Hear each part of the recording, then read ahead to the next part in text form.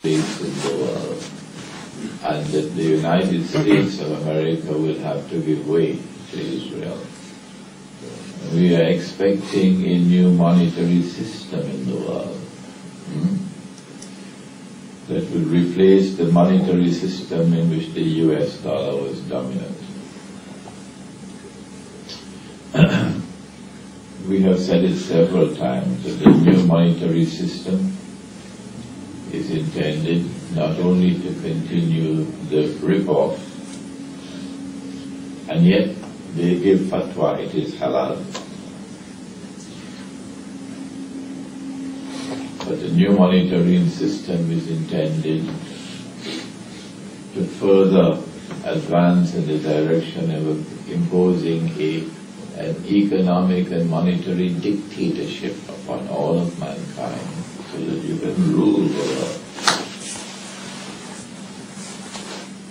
The attack on Libya and the use of the Security Council of the United Nations to impose a no-fly zone is a very, very plain and clear message to mankind that world government has come. No country has sovereignty now. We can invade, we can occupy, we can do anything we want in the world. We are the masters of the world. World government is coming.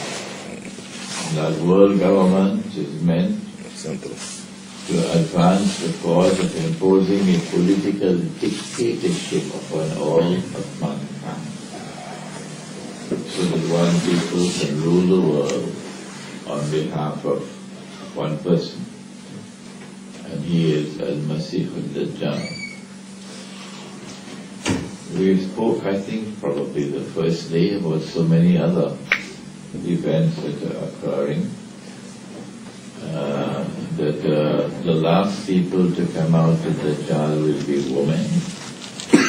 You know the hadith. And the attendant data that is together with this coming out of women is that they would dress and yet be naked, that they would dress like men, etc. And the evidence is already here that they have come out. This is the feminist revolution, which I believe we'll be looking at today. Well, then where is he? It seems that he has been released. It is at the very same time that the Qibla was changed. It was at the very same time that the Nasakh took place. The changing of the Qibla, the changing of the law of fasting, and the changing of the law of the punishment of zina. At that time that Allah declared, Tilka ummatun qad khalat. At that time, Nabi Muhammad alayhi salatu wasalam speaks about Dajjal, speaks about Gog and Magog, and he suspects a Jewish boy named Ibn Sayyad, who is in Medina, and who is a physical being. He's alive, he's a human being, and he is in Medina. This is Dajjal. He it is who told us that Dajjal will not be allowed to enter Makkah and Medina. So it's time to put on your thinking caps. There's incontrovertible evidence that he said that Dajjal will not enter Makkah and Medina. And there is incontrovertible evidence that he suspected someone in Medina to be Dajjal. So it's time to put on your thinking caps. He took Umar radiallahu ta'ala anhu with him. And thank Allah he did that. If he didn't Abu Bakr Siddiq radiallahu ta'ala anhu, the story would have been different. He took Umar radiallahu ta'ala anhu to question the boy. And the boy he was a Jewish boy, impertinent in his answers, and Umar radiallahu ta'ala who was angry, "O Messenger of Allah, give me permission, I'll cut off his head." "No, Umar, do not do that," said the Prophet ﷺ. "If he is Dajjal, you cannot kill him. The only way you can make that statement is if there is a possibility that he can be Dajjal. If there is no possibility, how do you say if he is Dajjal, you cannot kill him? There is only one way that there can be a possibility that he can be Dajjal, and that is that he's been released.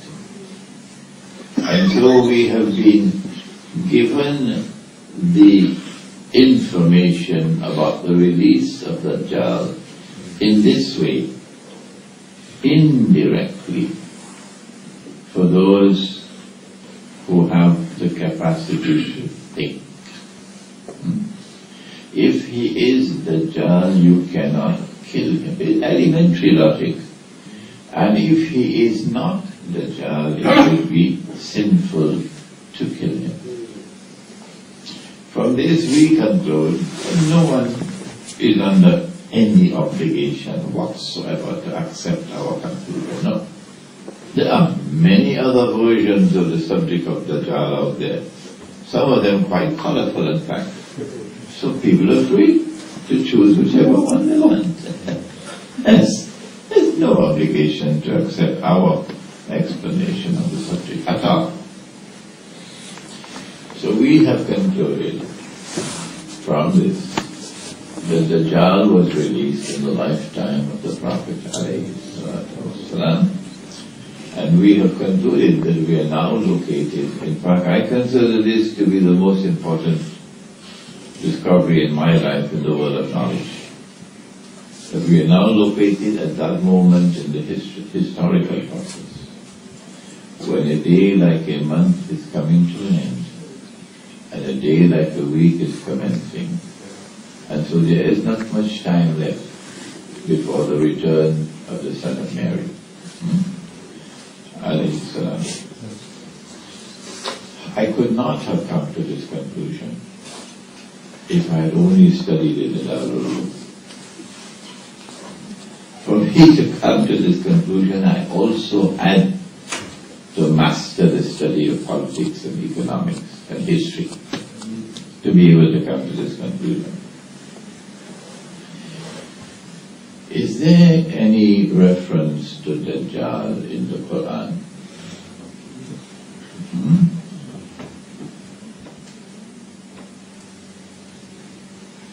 No, there is none. Not directly. If you're looking for a standalone verse, there is none. As I said earlier, and we will do it again tomorrow inshallah, is there any statement in the Quran stating plainly that Nabi Isa alayhi salam will return? No, there is none. But that is not sufficient for us to conclude the discussion, go home and eat biryani and go to sleep. That is a disrespectful act to the Quran. The Quran speaks to you in a more sophisticated way than that. Not because you cannot find any direct reference in the Quran to it, does it mean it's not there? Because Allah speaks plainly and He says there are things in the Quran which is mastur, which is covered. When we go to the Quran and we take all the data pertaining to the subject and we go to He who was sent to teach the Quran, then it is as plain as daylight that Nabi Isa alayhi salam will return. But those who choose to reject that view, that's up to you. We're not going to pick up boxing gloves with you. No, sir, not at all. We have more important things to do. Similarly, to say, well, there is no reference in the Quran to Dajjal, so we could go home and have dinner and go to sleep. That's your choice. It's an act of disrespect to the Quran, which is a book for لِقَوْمِ يَتَفَكَّرُونَ أَفَلَا يَتَدَبَّرُونَ الْقُرْآنَ. And so we need to go to the Quran and to take all the data pertaining to the subject, and then go to the hadith of the Prophet ﷺ, and then probe to see the message that the Quran gives concerning Dajjal, if there is one. And in the short time that we'll take this morning, we look at two of these. The first, of course, is that Nabi Muhammad ﷺ said, nobody can challenge this. He said, recite the first 10 ayat of Surah Al-Kahf for protection from the fitna of Dajjal. So directly establishing a direct link between Surah Al-Kahf of the Quran and the fitna of Dajjal. Okay? Since we have this link now between Surah Al-Kahf and Dajjal, and the link is further enhanced when we go to that hadith of all ahadith pertaining to Dajjal. Every prophet has warned his people about Dajjal. And the Prophet Noah alayhi salam, warned his people about Dajjal. But I am going to say to you something which none ever said before me.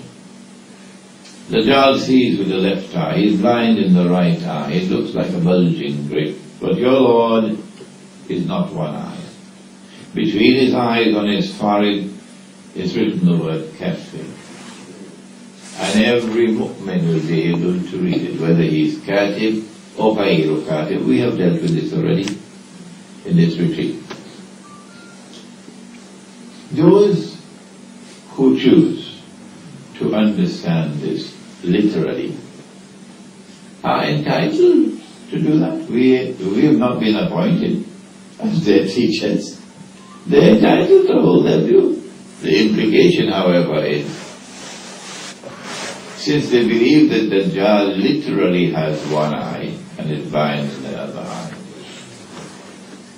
in the next 20 to 30 years, I believe, it should not be more than that, when a man stands up in Jerusalem, after Israel becomes the ruling state, and after this man has achieved the state of ruler of Israel and ruler over the world, like Obama is ruling from Washington,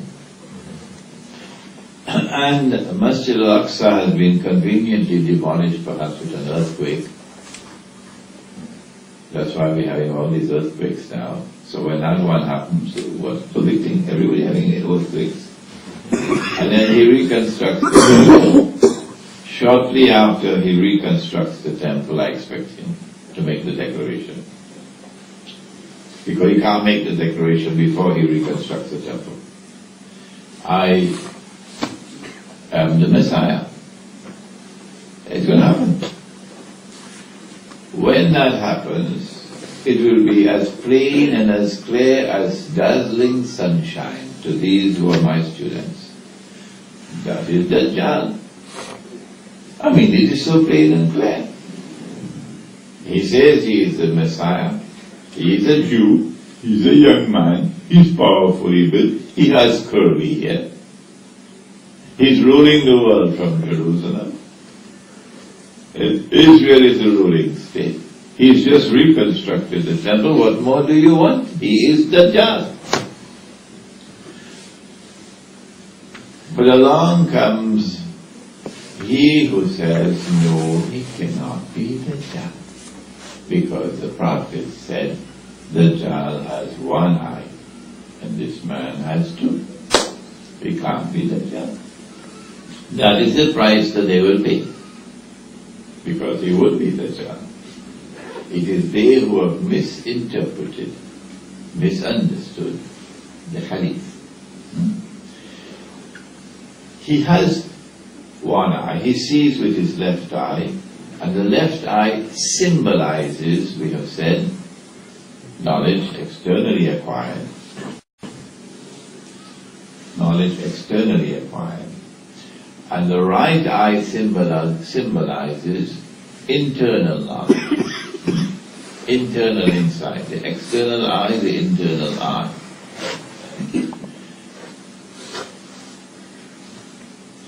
The minute you secularize, you take Allah out of something, you become one-eyed. He closes this door. So when you secularize knowledge, then you become one-eyed in knowledge. And that's what Dajjal has done to the world today. And so when Musa alayhi salam was asked, are you the most learned man in the world? He should have immediately said, praise is due to Allah. Alhamdulillah. فوق كل ذي علم عليم. He is the most learned. He didn't say that. He said, I am indeed the most learned man in the world. That's it. That's it. So now we're given the story of Musa alayhi salam and Khidr alayhi salam in order to explain Dajjal. The most important passage in the whole Quran for introducing you to the study of the modern age and its reality is the passage of the Quran pertaining to the meeting of Musa alayhi salam and Khidr alayhi salam. For us, this is linked to Dajjal. This is the Quran in Surah Al-Kahf explaining to us the challenge of Dajjal. That Musa alayhi salam on 3 occasions is incapable of penetrating the reality of the events, and as a consequence makes judgment which is incorrect. Even if you have graduated from Al-Azhar with a PhD at Takhassus, after 12 years, you will still make mistakes, as he made mistakes, unless in those matters pertaining to Dajjal, your judgment is based not only on that which is externally acquired, but also that which is internally received. And you cannot see with the internal eye unless you have nur. Nur. Dajjal is blind in the right eye. And we also will be blind in the right eye unless we have nur with which to see. And so Surah Al-Kahf comes now with its second link to Dajjal. And that is what we did last night. Recite Surah Al-Kahf on the day of Jum'ah, and you will get nur from the samawat to the up. You know what is samawat now. And that nur will stay with you until the next Jum'ah. The Sufis give us an elaborate theory of nur. And my teacher, Maulana Fadlur Rahman Ansari rahimahullah, has often spoken and even written about it. But he trained me to be very critical in my thinking. He trained me like that.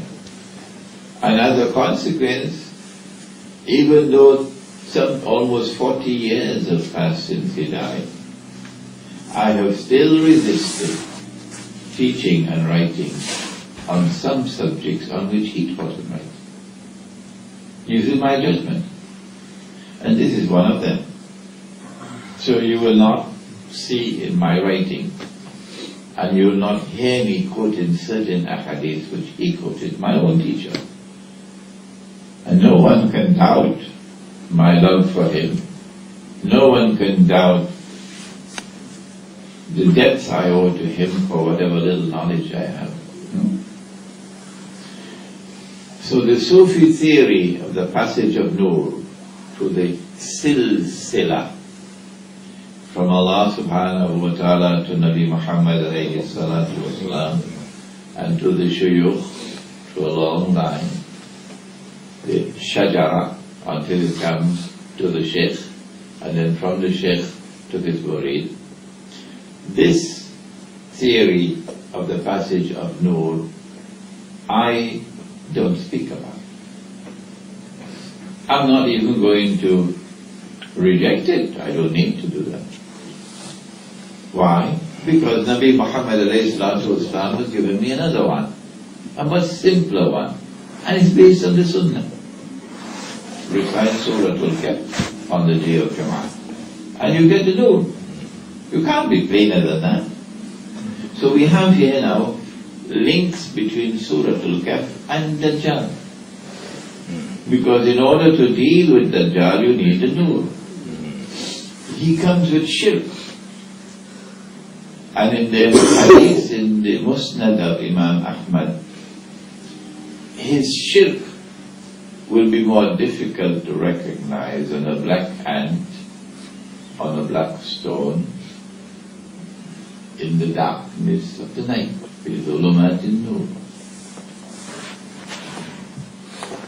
How can we see something which is so hidden, a black ant on a black stone in the darkness of the night? Answer: you need a torchlight. You need light. So it is not with classical education that you'll be able to recognize the shirk. No. It is with internal, intuitive, spiritual insight to know from Allah. اتقوا فراسة المؤمن فإنه ينزل بنور الله.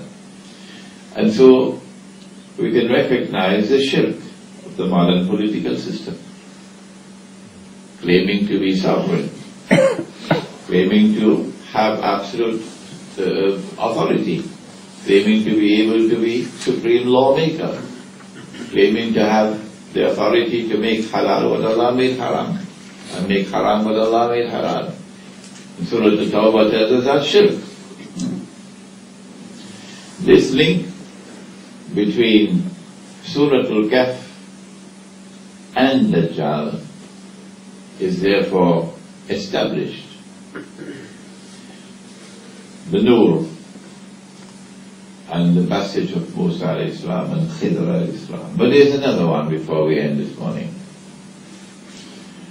At the very beginning of Surah Al-Kahf, Alhamdulillah alladhi anzala ala abdihi al-kitab wa lam yaj'al lahu 'iwaja wa lam naj'al lahu 'iwaja. Praise be to Allah who sent on His servant this book and has ordained that in this book there is no crookedness. I wonder why. Why does He make this statement? Oh, I need only 5 rands worth of intelligence, not more than that, to recognize that He is saying crookedness here, because He wants to direct my attention to the crookedness which has come to the book through the changes which they made in it. Only 5 cents worth of rand, 5 rands worth of intelligence, that's all you need. So now I have a link between Surah Al-Kahf and Dajjal, okay, the first 10 ayat. And I have a link between Dajjal now and the changes made in the book. So now I go to the changes made in the book. And when I go to the changes made in the book, meaning not the Quran, the previous scriptures, Bible, oh, now I can read the world so clearly. When as you travel with Dajjal donkey, you notice that The last thing that happens before you board the donkey is the alcohol. Huh? And the first thing you see when you get off the donkey in the other airport is it? Alcohol. Have you ever traveled with a donkey? Have you seen it? Yeah. So now we go to the book. And guess what they did? They said that he, the Prophet,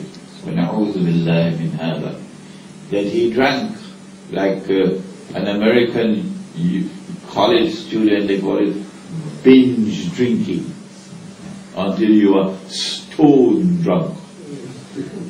A prophet? His daughters did it. Oh, that's worse. They got their father stone drunk. And when they got him stone drunk, the first daughter slept with him to become pregnant. And when she became pregnant, then the second daughter slept with him to become pregnant. It's there in the Bible. So incest is what they wrote into the Bible with their own hands. And alcohol, consumption of alcohol in this way, is written in the Bible with their own hands. It's a lie. So they pay the price for it. So Dajjal attacks now. And he attacks with alcohol. And he attacks with incest. And so you see, they planted an evil seed. And Allah in His wisdom ensures that history will not end until that evil seed grows into an evil tree, and there is no one who can cut it down. This is how to read the scripture and read the world around us. So incest is not here by accident. We know it's going to grow more and more. And alcoholism and drug addiction is not here by accident. It's going to grow more and more.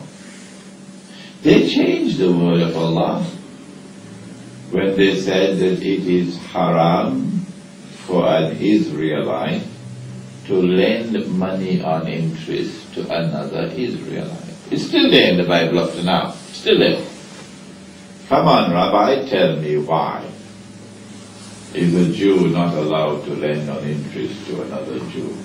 Is it because you shouldn't rip off your own brother? Come on, Rabbi, why are you so quiet?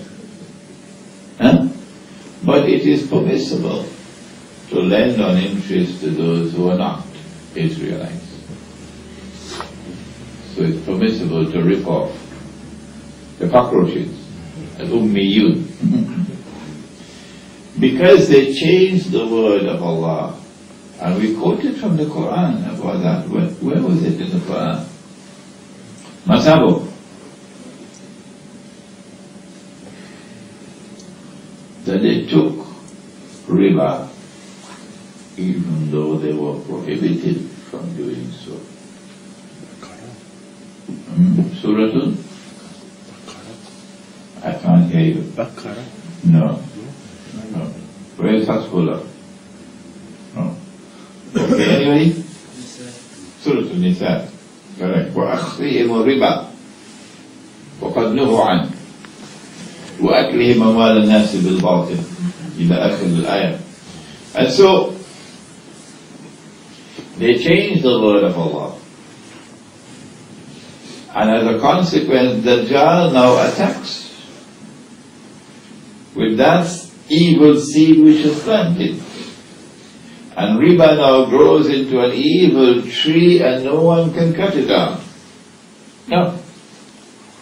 So the proliferation of riba in the world today is not by accident.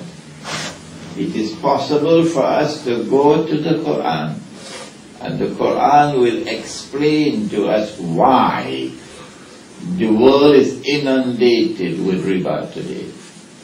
Why the world is inundated with alcoholism and drug addiction today. why incest is raising its ugly head everywhere. It is linked with the subject of Dajjal. This is a very brief addition to what we've already spoken to you about Dajjal. Unfortunately, we will not have the time in this retreat to speak on the subject and to deal with the subject more extensively than this, but I believe you've already been given in the retreat a sufficient foundation on the subject. You can stay in touch with me. I am in the process of writing a book on the subject of Dajjal. I don't know how long it's going to take me to finish it. May Allah help me to finish this book. But if this book is finished, then you'll get as much as I can possibly give to you on the subject. But one last word. I expect you, my students, I expect you to build higher than I have built, and to extend the frontiers of knowledge. Because I worked for a long time, and great teachers had to teach me to be able to put these blocks in place. And there are things that I cannot understand because events have not as yet unfolded sufficiently. Like I'm still not sure about the attack on the top of the spine for Cock and Macaw, and they'll all fall down paralyzed, and by next morning they'll all be dead. Or that they'll shoot the arrows in the sky, and they say, we've killed those who are on earth, now let's kill those who are in the Samawat, and Allah will allow the arrows to come back down with blood.